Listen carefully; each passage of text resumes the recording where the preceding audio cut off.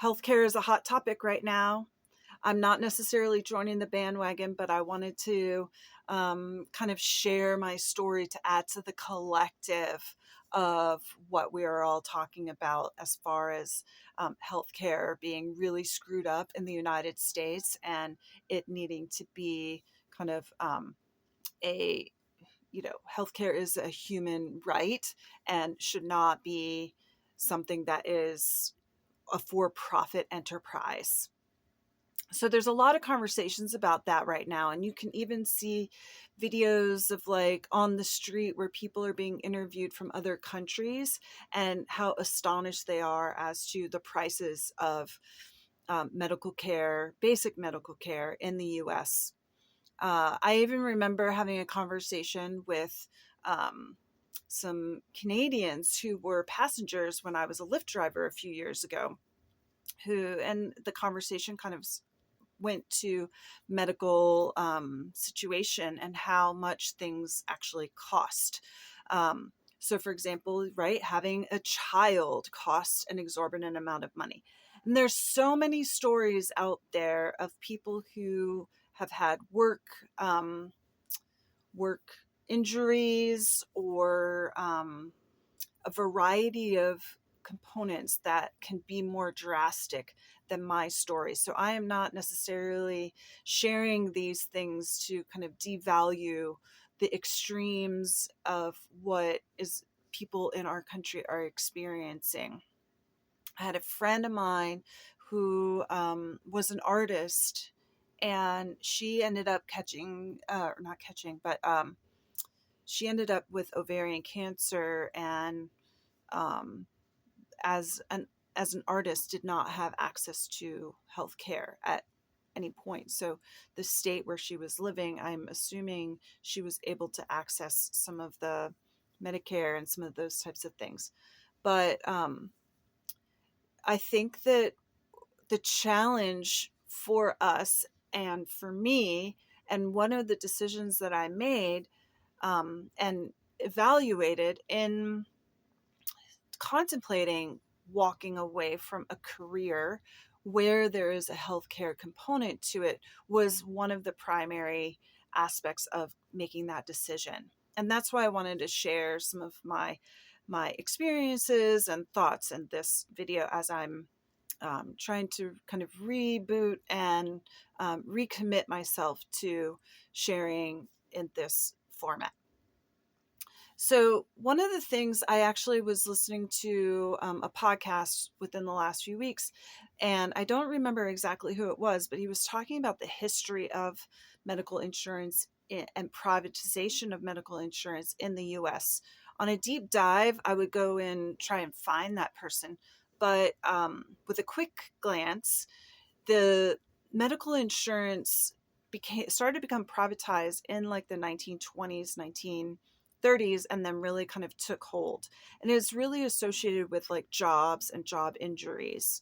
So what's fascinating is employers are able to kind of find little loopholes to this, and how they offer certain types of benefits. So kind of growing up, you think that the American dream, getting a job and having those types of healthcare benefits with a job is like part of the package, right? But as you go through these experiences, you realize that it's actually like a crappy deal, because having health insurance tied to your employment means that you're actually kind of an indentured servant to that employer. You have less power to make decisions on your own, whether or not you want to stay in that job, for example. So I've had past experiences where I've had to stay in a position longer because even if I was miserable and wanted to leave that job, because I was in the middle of a healthcare situation. So with those experiences, I was able to really make that decision, that my university position was so unhealthy and toxic that this weird healthcare situation of having benefits that I wasn't necessarily getting traction from wasn't worth the putting myself through this like unhealthy situation. For example, I've shared this in some of my other videos about some of the reasons why I decided to leave that career. But when you're in a position where there's a toxic workplace and everyone is kind of like pointing fingers at who in administrative is responsible to solve or be involved in this. HR tends to be kind of that component, right?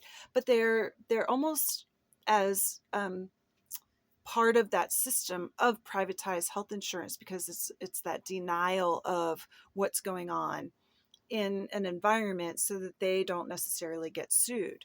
So we've created this really weird system of profit and kind of like a toxic workplace in the entire system itself, right?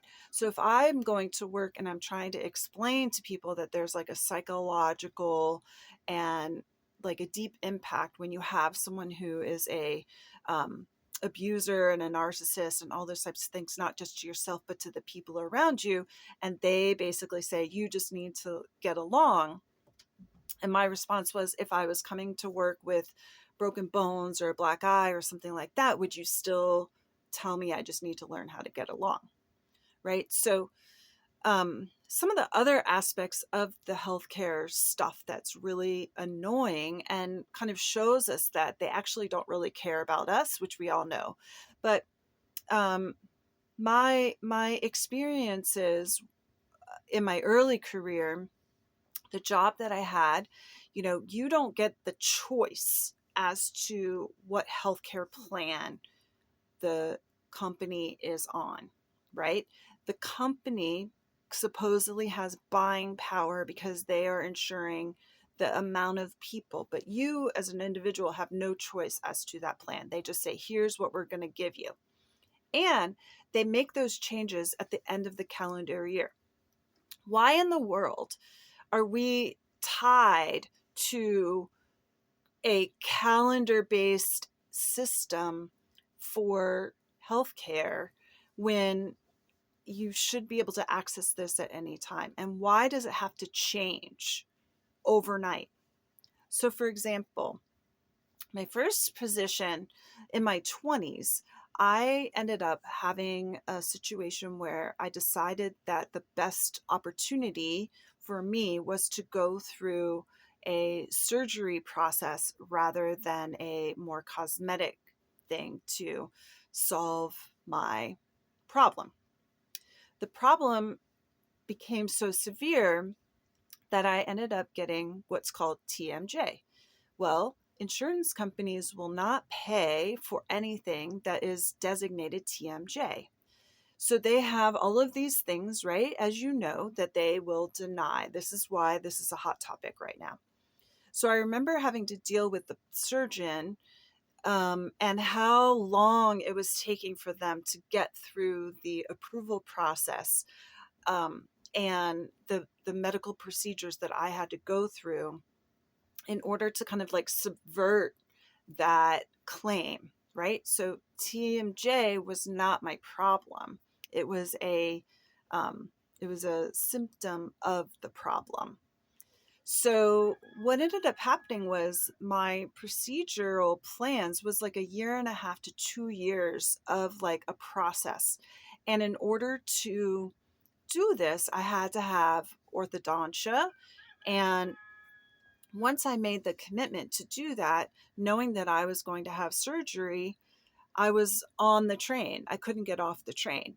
So along with the orthodontia came, pulling certain teeth, certain things. So basically I was planning to have maxillofacial surgery, upper and lower jaw.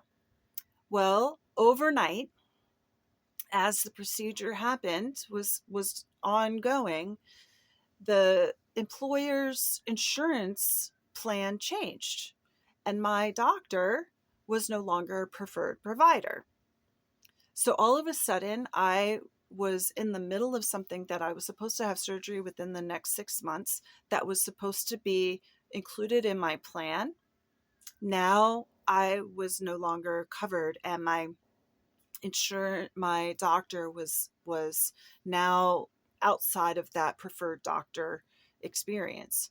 So in order to have the surgery, I actually had to come up front with the deductible of $5,000, or else they wouldn't do the surgery. So that's just one example. Now, there are a lot of people that are having issues with insurance companies denying claims or going through that process to the point where they can't get the surgery that they need or whatever it is. Another example I remember early on is that when I was in college, I worked as a part-time employer for a very big employee for a very big employer in Central Florida, a theme park, if you will. I'll refrain from saying the name of this particular very popular theme park that has a rodent as its mascot, if you know what I mean. So what's interesting about this is I began to learn and be aware of this really weird trick that employers have at an early age, but it didn't quite sink in. So what they do is they actually hire temporary employees, and you're not allowed to work more than 30 or 32 hours a month, because once you go to that above that stage, like 40 hours a week, you become an employee that you have to have medical, right? You become a full-time employee. So what's interesting is you start to see this almost like caste system where the male-dominated managers are the ones that are full-time, 40 hours a week, get paid, and also get those medical benefits, when the minority women, etc., are the people who are kind of put into those more part-time positions so that the larger company does not have to pay medical benefits. So this leads me to just kind of like long, like really thinking about how this idea of the health insurance tied to a job, the way our country does this and makes healthcare for profit. Now, granted, doctors should be making a living, and all of their staff should be making a living, and hospitals should be making a living. But because we have a for-profit system, you have places like rural areas that have lost hospitals, have lost doctors, and the people in these communities don't understand why they don't have access. So, for example, for me to get to a hospital or a specialist for whatever care it might be, it's an hour to an hour and a half drive. Now, granted, you might take an hour in an urban city to get from one place to another because of traffic, but the lack of access of ambulance and just kind of like emergency medical care in United States more rural communities tends to be something that has happened that people don't really understand, that it's because it's a for-profit business. And then in a state like where I am in Tennessee, the governor has neglected and declined to expand Medicare to the community, so that limits the access you have to healthcare, affordable healthcare, if you are not employed by someone who has an employee healthcare package, right? Tennessee, you can only get TennCare if you qualify as like, most of it is like women who are pregnant or over a certain age, something like that. So one of the experiences that I had traveling really exposed me to this problem and why it felt like it wasn't that big of a deal to lose my employer-sponsored healthcare. So several years ago, I was traveling internationally to Japan, and I've posted a little bit about trips to Japan.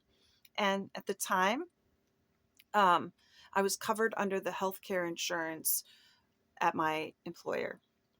I get to Japan and I have some of the worst ear pain I've ever, like, worst pain in my life experiencing while I'm there the first few days. So I ended up talking with the people, the like front desk people where I was staying, and I was trying to explain to them I needed to go to the emergency room, I needed a hospital or something like that, because my vision of healthcare is a US based kind of lens. So I'm thinking, I can't like spend, this is going to cost me a lot. I don't know where else to go, a walk-in clinic or something like that. So I explained to them what my situation was, and it was my ear. And they got on the phone, and then they gave me an address, and they said, go to this person. An ear doctor specialist will see you. And I'm like, oh my gosh, how much is that going to cost me? Like, is that going to be like $1,000? Like, how much? What is, like, this is crazy. But I don't have any choice. And they're like, no, no, no, it's just going to be like a few thousand yen. And I didn't really believe them. So I went on my way, and I was able to literally walk into an office without an appointment, um, a beautiful space, and was able to see a doctor within minutes. No appointment, no nothing. And it was about $25. And I ended up having an infection, and was told by the doctor not to be on a plane and like to do any like lots of travel for 3 weeks. So imagine if you're having that type of experience and you're only in a place for 1 week, right? So I had to go next door to the pharmacy, it was really kind of eye opening, because traveling in Japan, you often see like these pharmacy signs. And what happens is there's a pharmacist next to a doctor's office. This is what I discovered. So the pharmaceutical thing, fill the prescription, and that was maybe like $50 or something like that. But it was so fast. So meanwhile, I go on the trip, I get the antibiotics, I get the stuff, and I get home after the 3 weeks. And I call to make an appointment at my doctor. And it takes me a couple of months to get an appointment to go in. Once I've gone in, Once I go in, I explained to her that I'd had these problems. I was having a problem with my ear and having a problem with my hearing. And I told her about what happened in Japan. And she literally rolled her eyes at me. She didn't believe me. She didn't believe that I had experienced that amount of pain and that I was having any sort of problems. So they put a little contraption in my ear, and because we have this stupid system, she had to send me to a specialist, right? You can't go just walk into an ear doctor like I did in Japan, without the referral. So that took another month or two. And then I go to the guy, the audiologist, and he basically says, you have an infection. I can't help you. So meanwhile, a primary care physician doesn't even notice, doesn't pay attention, whatever, right? So it sends me to a specialist that isn't the right specialist. It's another month to get into a specialist. So then I have to go to an ENT. I'm now in like 5 or 6 months of when I had the initial problem. So now I'm at another doctor, and I have to have these other, prescription things. Weeks going by, right? Every time you go in, you got to pay a copay. You got to pay a copay. There's tons of people in the office. Everybody is sick. This is why nobody wants to be in a healthcare situation, right? There's so much, it takes so much time just to get into something. Then you get there and you're early, and then it's like an hour long wait when you have an appointment. Like, you have an appointment to get your car fixed. You have an appointment at a doctor's office, and you can't even get through.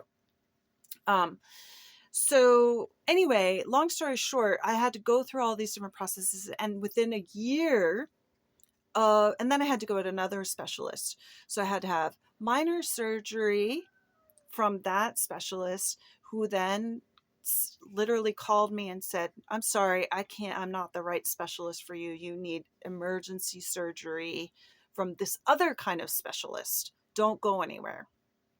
So within a year of the initial infection problem, almost a year, then I had surgery. Then that was a whole nother year of like dealing with like getting random bills and those types of things. It shouldn't be that way. We shouldn't be like mired to this, right? We live in a country that has all of these GoFundMe's for medical care. You might live in a state that is a right to work state. And if you tell them that you're pregnant or you have an injury or whatever, they can just say, see you later. And then you're on your own to pay for these things, right? So another experience, I mean, and the other thing that I remember too is like when the ACA was being negotiated, there was a lot of propaganda that was about like death panels and like we can't do this, right? So if we look at like how much lobbying and how much money there is within this health insurance industry, you can see why there are certain people who want the system to stay a status quo, right? I could be a CEO and not accept those millions of dollars. I could be a CEO and be a leader and provide reform to my company and to my industry, but it has become this like system of profiting over people. One other example that I have um, is, oh yeah, I remember what I was going to say. So two other examples. So these might seem really minor in comparison to, like I said, what other types of experiences people are happening. But so I had healthcare from this employer that I no longer work for, and I was in another state working on something, and I accidentally cut um, my leg with a utility knife about yay big. And it just so happened to be a Monday. I drove myself to the emergency room to get stitches because I was trying to figure out the healthcare, copay or whatever. I was in the emergency room for like 4 or 5 hours just waiting. So once I got in to see a doctor, the stitches that I got, maybe 5 or 6 stitches, if I was paying out of pocket, that would have been $1,000. The doctor who was giving me stitches explained to me that Mondays are their busiest days because that's when all of the uninsured people are in the hospital trying to get, health, like they've been sick for the weekend or whatever, right? So what we've created is a healthcare system of people who do not have access using an emergency system for basic care. Um, that was shocking to me. The other thing that ironically was a good thing was, and also why we should not have healthcare tied to our employers, is that it really, in my opinion, it's suffocating us. It is making us as Americans wanting to pursue our American dream make decisions based off of whether or not we want to pursue our dreams, right?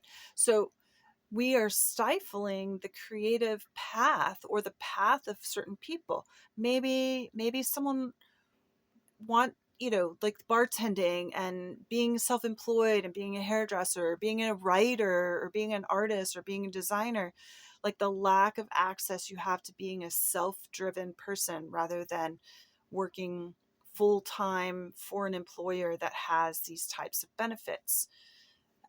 It could even be part-time work as a student, or part-time work that, you're working 3 different part-time jobs just to make a living, and healthcare isn't part of that, right?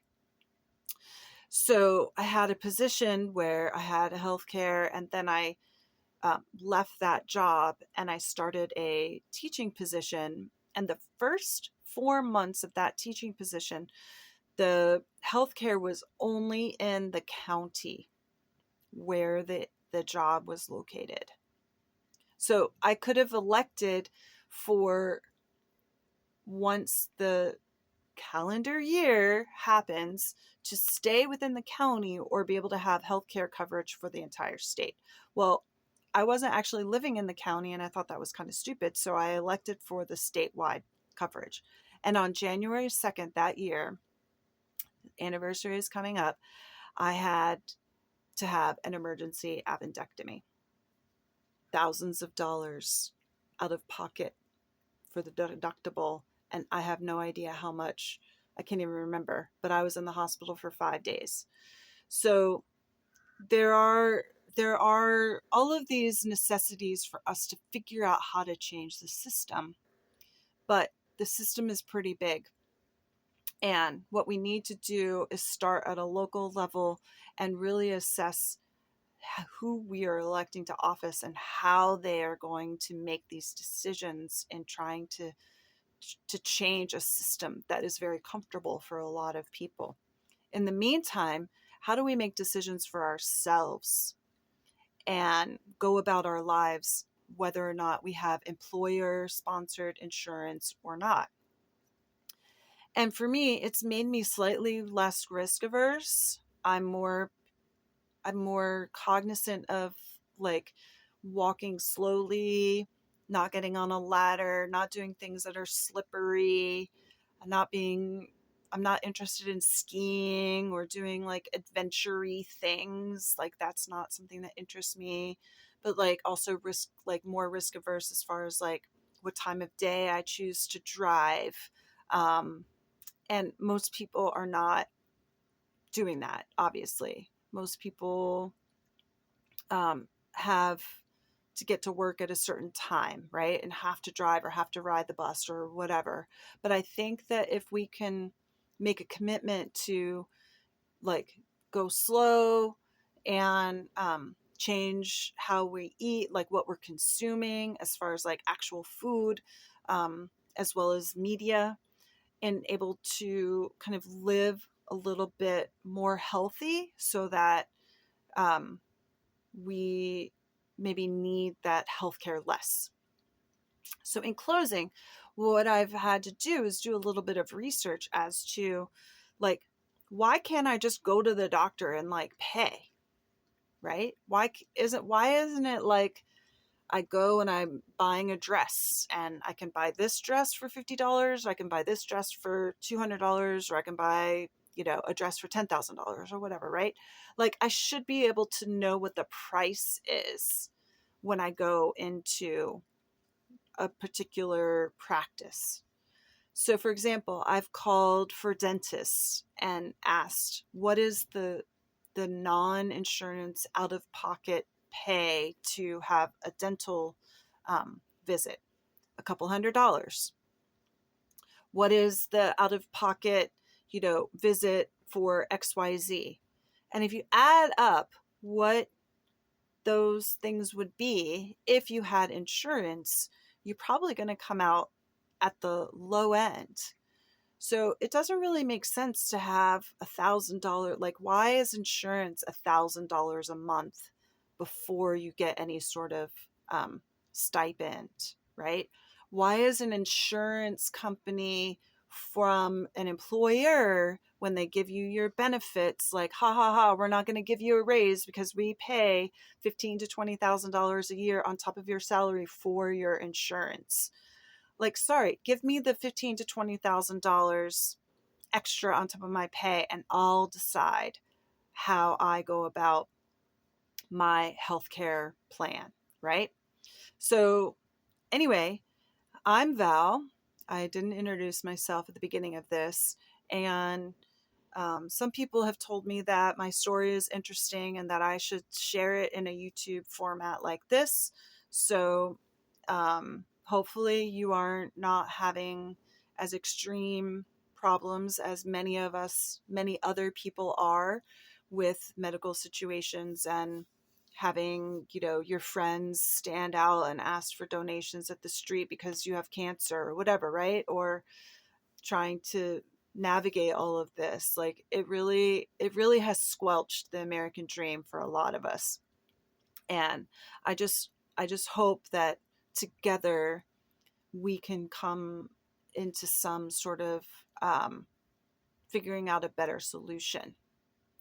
There's people who are, medical tourism has become a thing, right? Because they can travel to a different country, get a procedure for less than it would cost them to do the same thing in the US. I don't know what the solution is, but I'm here to say, if losing health insurance is what is keeping you from leaving a position, leaving a partnership, leaving, like changing your life, there are ways to navigate that on the flip side. So if you were like me in some sort of traumatic, toxic work environment, just know that it's actually not worth staying in a bad situation just for that, like, carrot of a perceived benefit. Thank you, and I hope to be more active on YouTube in the new year.